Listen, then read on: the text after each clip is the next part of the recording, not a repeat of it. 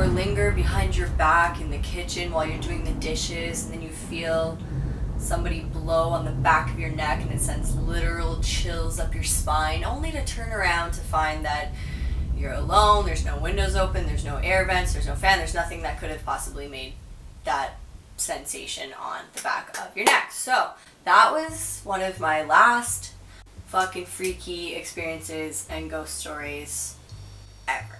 Hello, welcome back. So in my previous video, I gave a little introduction to Reiki, told a little bit of my story, some of the benefits, talked about Reiki for treating chronic pain. I recommend, if you've come across this video, to watch the first one in this little 3-part series, I guess, first, and then come back here. This video, I have believed in ghosts and spirits and another realm all my life. And because I believed in it, it was a part of my experience for my entire life. And it's because I was so open to it.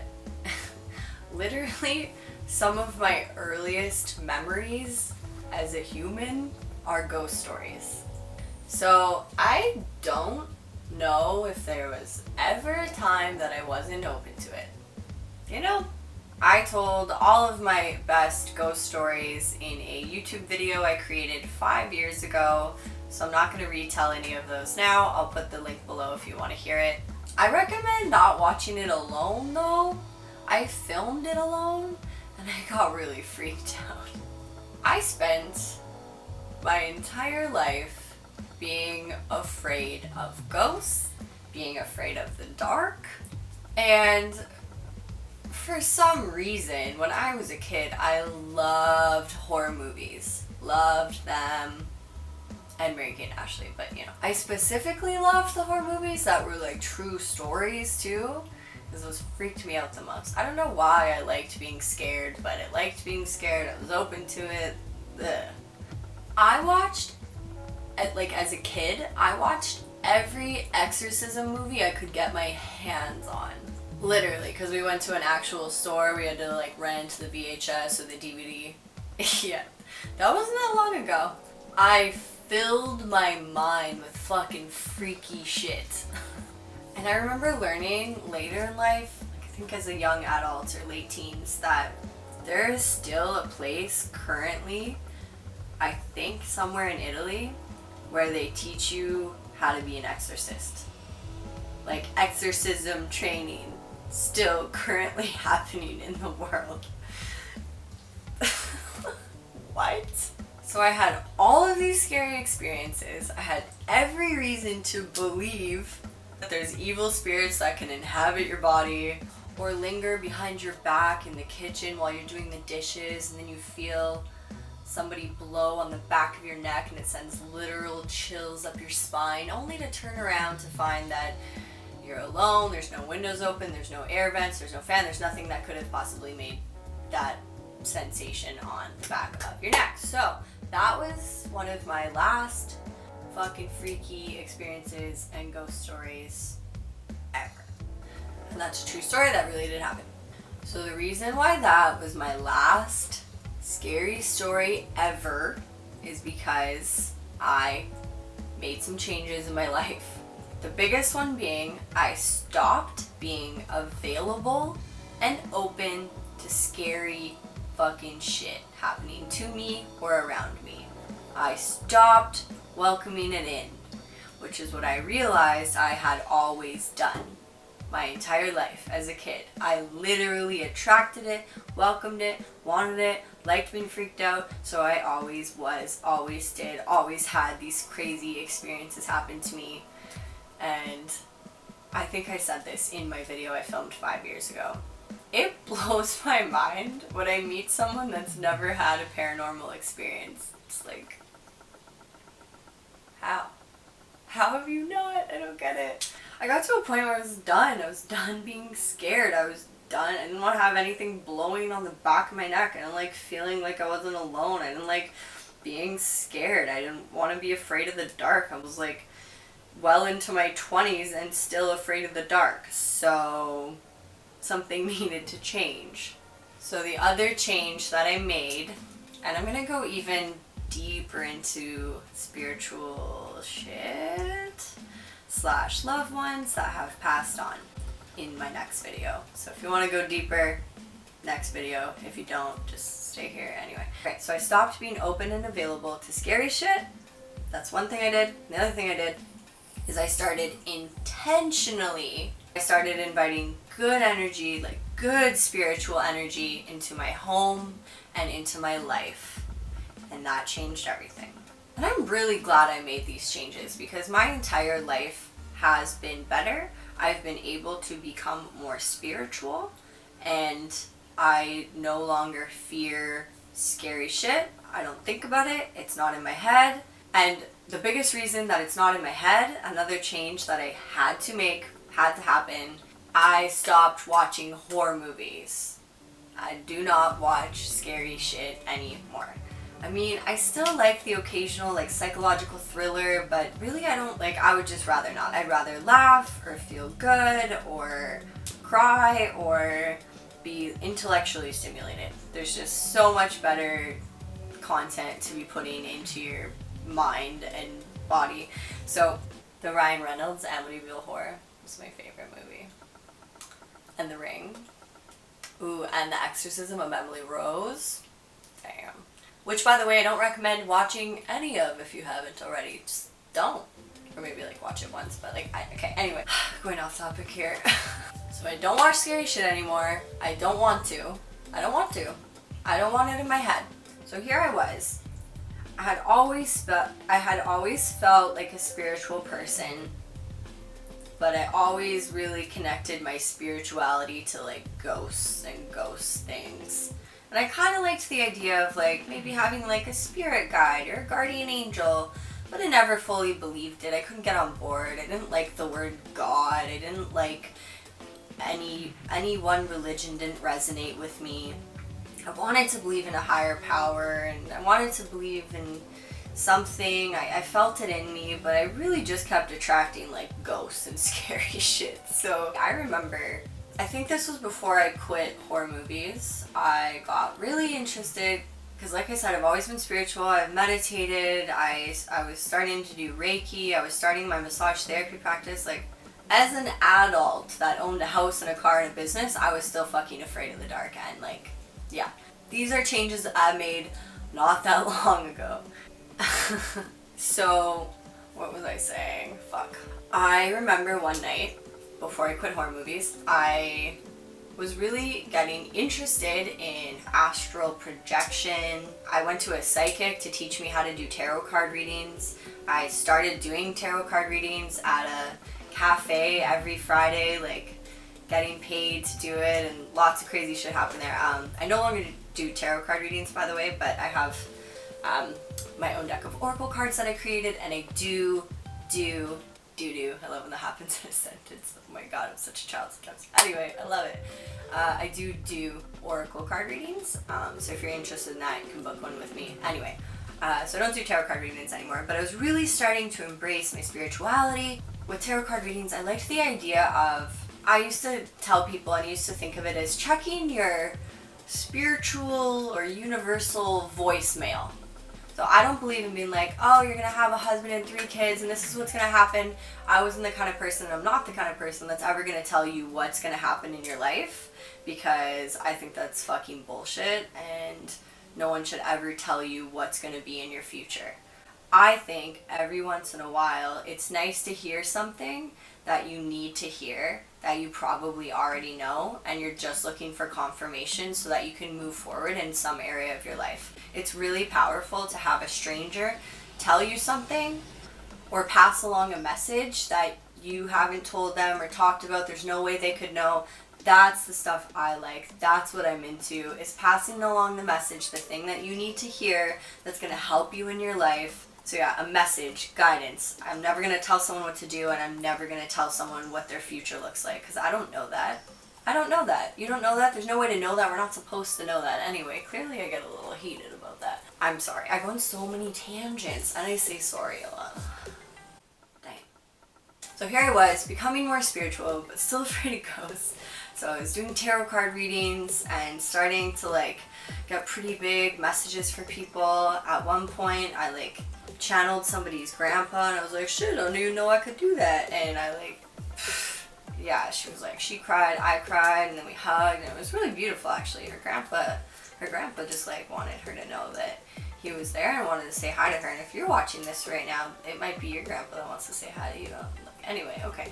So I started getting interested in psychic mediumship and astral projection, because I was like accidentally connecting with people's loved ones during tarot card readings, and I thought maybe I could do it intentionally.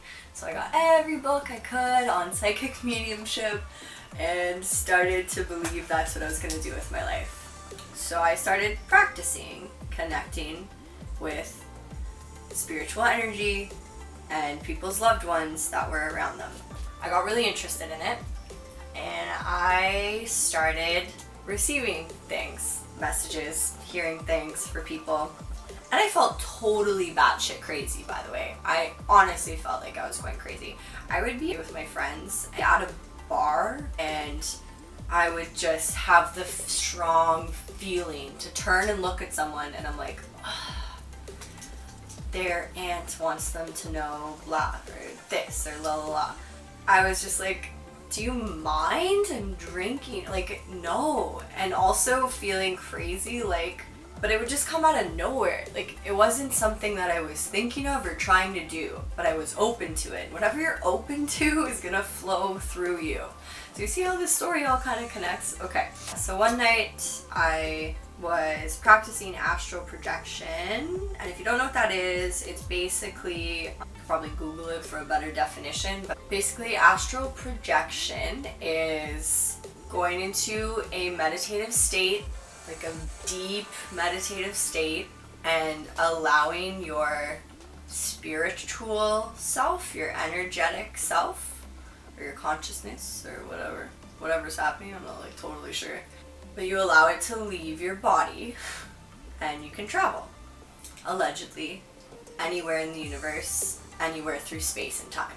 So that sounded really cool to me. I was really down with that. I was like, I really dig that and I want to know how to do it, and for whatever reason this was like what I wanted to do at this time in my life. There was this one night I was astral projecting and I never had crazy experiences, but I would feel myself leave my body and I could feel myself. I felt like I was floating through the cosmos. Like I would just see black and like stars way far in the distance. Then I remember seeing this face come up to me, and I'm not sure if I told this in my Paranormal Tag video, but anyway, I'll tell it again. So I remember seeing this face come up to me and it looked fucking evil. Like it was a red face with red eyes, freaky, like scary looking. All of a sudden was right in front of my face and I was like, what the fuck? Like I didn't like it, so I opened my eyes, and when I opened my eyes for a couple seconds it was still there. So yeah, I kind of like freaked out a bit. I got up, I turned the light on, I'm like, I'm never astral projecting ever again. The next part of this story, okay, I'm gonna go deeper into this. This is the third part of the story where I get more into Reiki and connecting with loved ones who have passed. At the time that I was really interested in tarot cards and psychic mediumship and all that kind of stuff, my cousin Sarah, who I have talked about in previous videos, who essentially was like my little sister, like her and her brother and me and my brother grew up together, so first cousins, but basically all brothers and sisters. Like, yeah, that's how close we were. She's, yeah, out of everyone in my family, Sarah was the person that I felt most connected to, and I was like her big sister, you know? So we were going for a drive one day and just talking, and I think I was giving her a driving lesson at the time. She brought up Reiki, which was really interesting to me because I had heard about it before. They actually taught us about Reiki in school. I'm in my massage therapy program, they actually had to. I remember my teacher being a bit hesitant. He's like, so I have to tell you about this thing called Reiki because it's still currently a part of our healthcare system, but they don't want it to be anymore, so it might not be. It's this Eastern healing modality and energy medicine, and yeah, I have to teach it to you because it's still a part of the healthcare system in Ontario. Like, it was like, that's how he said it. So I didn't think much of it, and I just knew that it was energy healing. We talked a little bit about the chakras. And if you know anything about that, this is like ancient healing technology. Eastern medicine is way older than Western medicine, and in a big way, way more useful and effective and practical. It's more about tapping into your body's own healing abilities instead of just medicating. It's about like connecting with the earth. And anyway, if you don't know anything about Eastern medicine, I really recommend diving into that and learning a little bit more about it. Reiki fits into that. Reiki originated over 2,000 years ago in Japan and is practiced exactly the same way now that it always has been practiced. We do it the exact same way that it was done over 2,000 years ago. So that's one of my favorite things about it. It has passed the test of time. It is powerful and potent, and it transcends time and space. I'm going off topic again. So Sarah brought up Reiki to me, and this was the second time I'd ever heard about it. I was like, okay, cool. Then we went on just to talk about like ghosts and spiritual stuff and UFOs. Like, we were both really interested in all that stuff. When our uncle passed away, Sarah and I were at one of our family dinners, I think at Christmas, and we went into a room and she's like, Ashley, do you feel, I don't know how to say this, but I feel like our uncle is here. I feel his presence. And I was like, I literally was just about to say the same thing to you. It feels like he's in the next room. Like, I feel him here. And she felt the same way. So we just kind of had this moment where we're like, all right, hey, like, we feel you, man. We love you. We miss you. Glad to have you here. And then we cheersed, and you know, that was that. Like, we just took it as a happy thing. There was one night where we were talking about all this stuff, this whatever, hanging out, and we thought it would be fun to promise each other that whoever was to die first would come back in spirit and make it known to the other one. Yeah, we promised each other that whoever would die first definitely was gonna make it known, definitely was gonna come back, definitely was gonna like be around.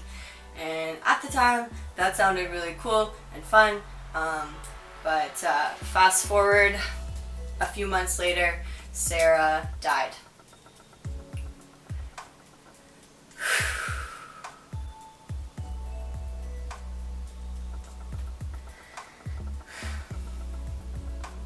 So, it's been 7 years since she passed, and it's still a hard thing to say. Fuck. But the point is, she kept her promise.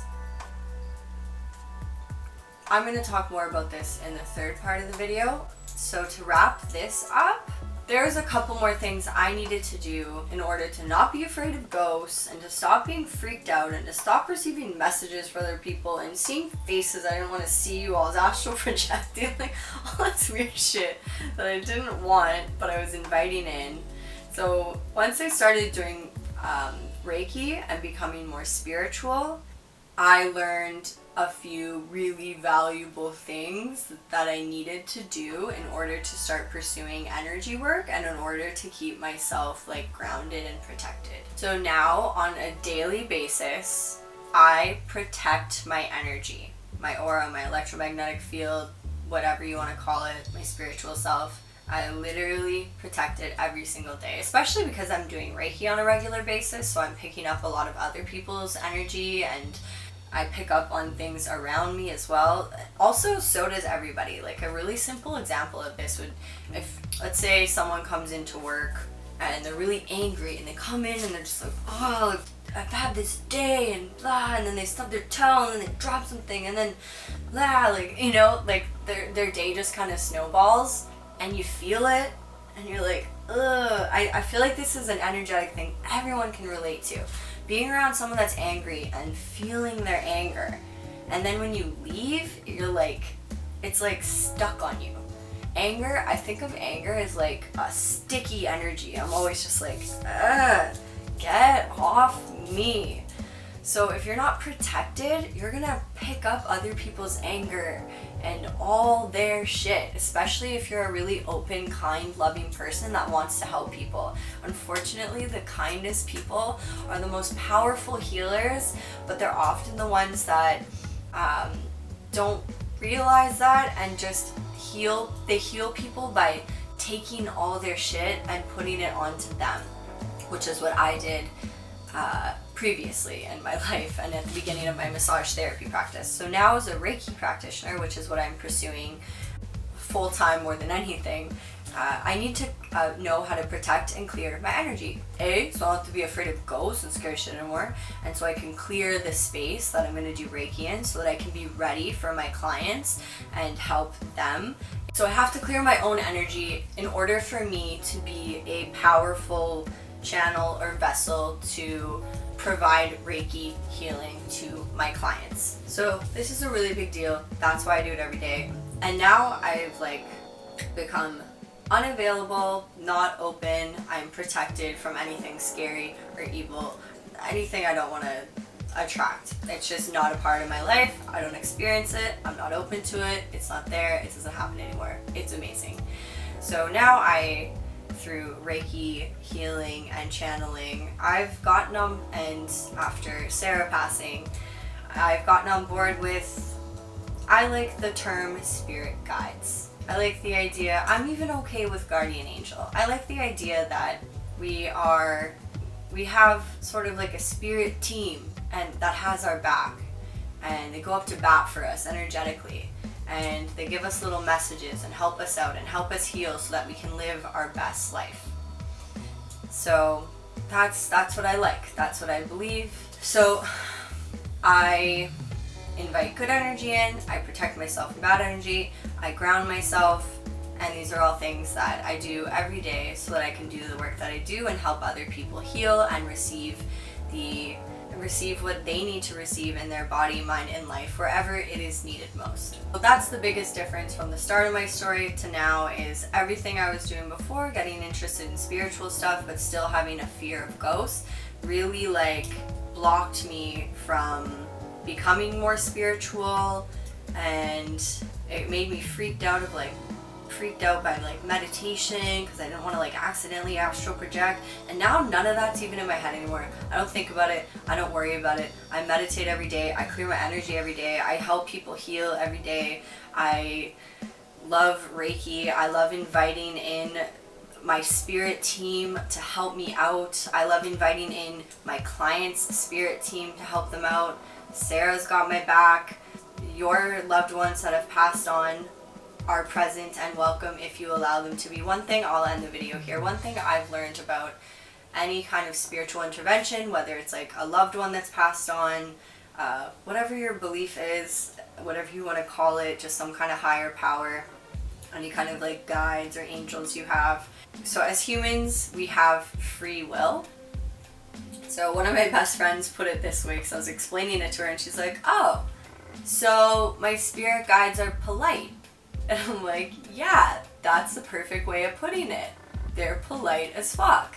They're not going to intervene in your life. They're not going to do anything unless you invite them. They're polite. They're not going to come into your home, into your bedroom. They're not going to come freak you out. They're not going to do anything. They're going to let you be and let you live your life. But they're there to help if you want them to. So once you invite them in, give them the invitation to come and give you a message or give you guidance or help you heal during a Reiki treatment, that's when it'll happen. So it's kind of neat because it is my firm belief that we have spiritual energy that is always with us, that has our back and helps us heal and guides us towards our path of least resistance in life, to the life that we are most meant to live, the happiest, most fulfilled existence that is available to us. And yeah, when we tap into that really cool miraculous things happen. So Reiki obviously really excites me. All this stuff really excites me. If you're still listening, thank you. This is a story, this is a video that I've wanted to make for a long time, and so happy I'm finally doing it because it's in me and it wants to come out. So I hope you enjoyed it. If you move on to the third video, I'm going to talk more about how I started doing Reiki and a little bit more about Sarah, if you're interested in hearing how she comes in to all of this as well. So thank you so much. Namaste, kamsahamnida. I'll see you at the next video.